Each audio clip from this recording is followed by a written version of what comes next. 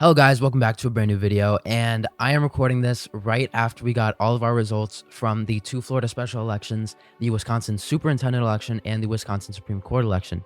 And a lot of stuff happened. I'm recording this very early in the morning where I am, so it might be a little bit rough, but we're just gonna get through it. So we're just gonna go race by race, see what happened, explain a little bit, and maybe go over my predictions and see how right I was. So first of all, we've got Florida's first. This one was a massive shock. Jimmy Petronis won by, what is this? Wait, oh my God. He won by, wait, what is this? He won by like 14 or something? I'm sorry, I can't do math right now. But he won by 14, which is a massive underperformance for my prediction. Like an 11-point underperformance. I had it as like R plus 25. So Gabe Alamont exceeded expectations a lot. This is largely because it didn't get like that much national attention, and also because she outspent Petronis like 10-1, and just how coalitions are, where Democrats are higher propensity, so they'd be voting more in these special elections.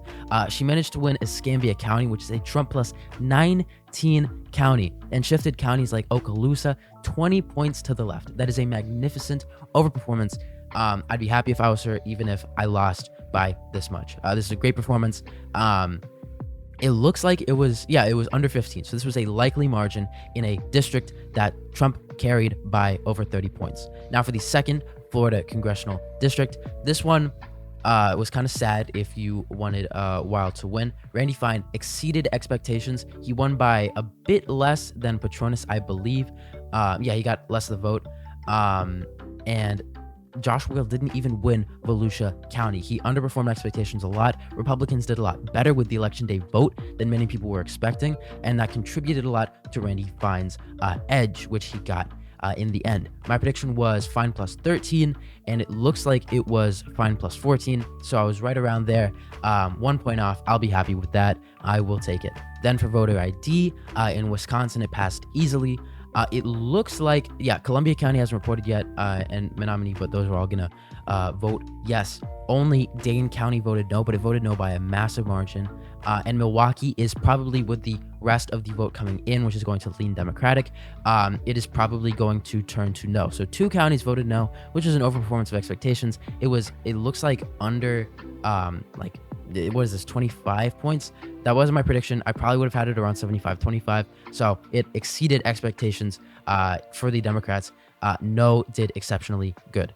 Now for superintendent, and what the hell? So I had Kinzer winning by like 3 because I expected Crawford to do about 10%-ish better points than Underly. However, Underly only did around 3% worse than Crawford, which is great for her because she just got dragged over the finish line by Crawford. In fact, she did better than Crawford in areas like Grant, Richland, like this area here, which are areas that swung to Trump very heavily. Maybe just because this race is further down ballot, maybe because Brittany Kinzer wasn't enough of a Republican, I don't know. But she did worse than Crawford in a lot of other areas like Origami, sounds like origami, and the WOW areas. And you can see it's still reporting, it just updated. But those are my thoughts here. My prediction was very off. This is the only race that I got fundamentally wrong. I thought Kinzer would win by around 3. Underly won by a bit less than 5. It should go back to over 5 maybe, since Milwaukee is only 72% reporting, but we shall see.